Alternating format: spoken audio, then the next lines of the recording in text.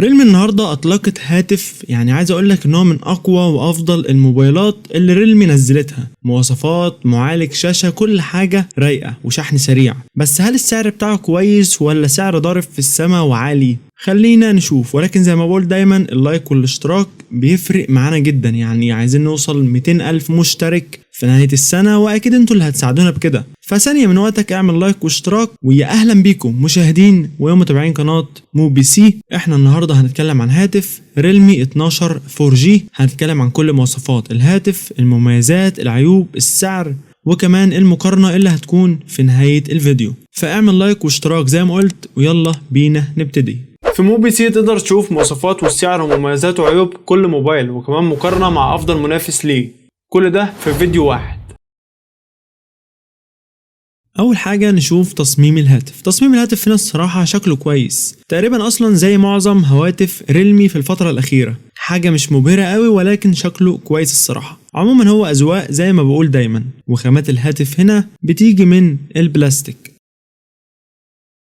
وخلونا نشوف الشاشة اللي هنا بتيجي بحجم 6.67 بوصة، جودتها فول اتش دي بلس وبدقة 2400 في 1080 بكسل مع معدل كثافة بكسلات 395 بكسل لكل انش، والشاشة اموليد ومعدل التحديث 120 هرتز، والسطوع بتاعها 2000 شمعة او نتس. بصوا الشاشة هنا حقيقي ممتازة على فئة وسعر الهاتف، يعني شاشة اموليد بسطوع ممتاز 2000 شمعة و120 هرتز وجودة 1080. يعني حقيقي الشاشة هتقدم لك اداء تستمتع بيه وكويس جدا على فئة وسعر الهاتف.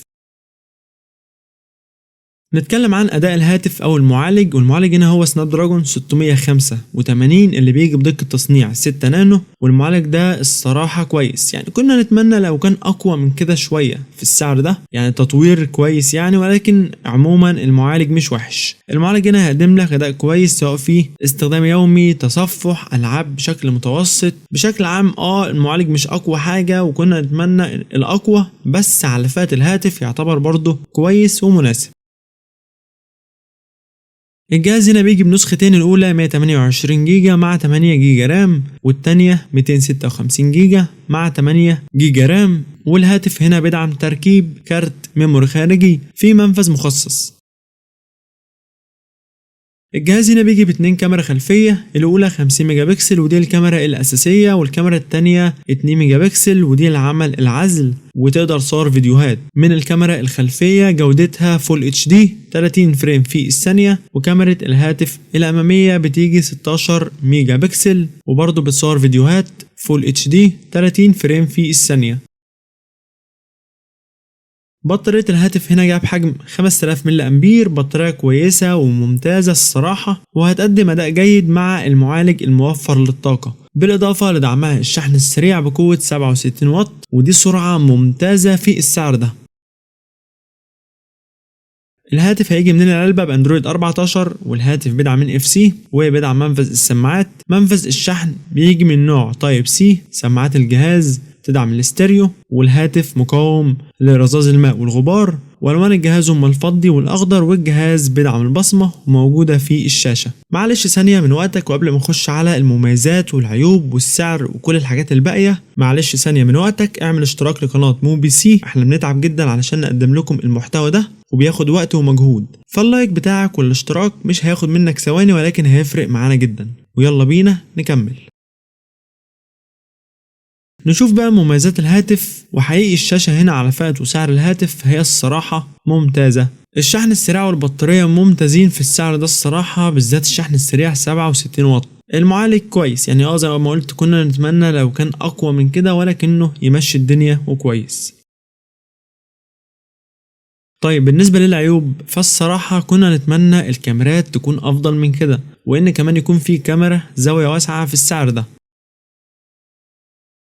طيب خلونا دلوقتي بعد ما قلنا كل حاجة عن الهاتف نعرف سعر الهاتف. بس خد بالك ان السعر في مصر وفي السعودية مجرد اسعار احنا متوقعينها، لان الجهاز لسه منزلش مصر ولا السعودية. الاسعار دي لنسخة 128 جيجا مع 8 جيجا رام. الهاتف نزل رسميا في الخارج بسعر $215. السعر المتوقع في مصر 10,000 جنيه. السعر المتوقع في السعودية 700 ريال.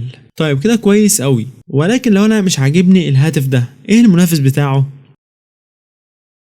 هقولك عندنا هاتف شاومي ريدمي نوت 13 ال 4G، هو أقوى منافس لهاتف الريلمي 12 4G. فإحنا هنخش على مقارنة سريعة بين الجهازين، ولكن قبل المقارنة أحب أقولك إن إحنا في القناة هنا عملنا مراجعة لهاتف شاومي ريدمي نوت 13 4G، لو تحب تشوفها هتشوفها من اللي هتظهر لك فوق دلوقتي. اول حاجه هنقارن المعالجات، وهنا المعالجين في الجهازين بيجوا نفس بعض اللي هو سناب دراجون 685، وهنا الاتنين زي بعض. الاتنين جايين بشاشه اموليد جودتها 1080 او يعني فول اتش دي بلس، ومعدل تحديث 120 هرتز، وهنا الاتنين زي بعض. ريلمي مفيهوش كاميرا زاويه واسعه، ولكن شاومي فيه كاميرا زاويه واسعه، وهنا شاومي تتفوق. ريلمي بيدعم الشحن السريع 67 واط، وشاومي 33 واط، وهنا ريلمي تتفوق. تعالوا بقى دلوقتي نشوف الفرق ما بين الجهازين في الاسعار، بس خليك عارف ان سعر ريلمي ده متوقع، انما سعر شاومي ده رسمي. سعر ريلمي المتوقع نسخة 128 جيجا مع 8 جيجا رام 10000 جنيه، سعر شاومي الرسمي نسخة 128 جيجا مع 8 جيجا رام 9000 جنيه. في نهاية الفيديو لو عندك اي هاتف معين محتاج ان احنا نعمل له مراجعة، اكتب اسمه في التعليقات، ومستنى رايك في هاتف ريلمي 12 4G. اتمنى يكون الفيديو عجبكم، ما تنساش تعمل لايك للفيديو واشتراك للقناة.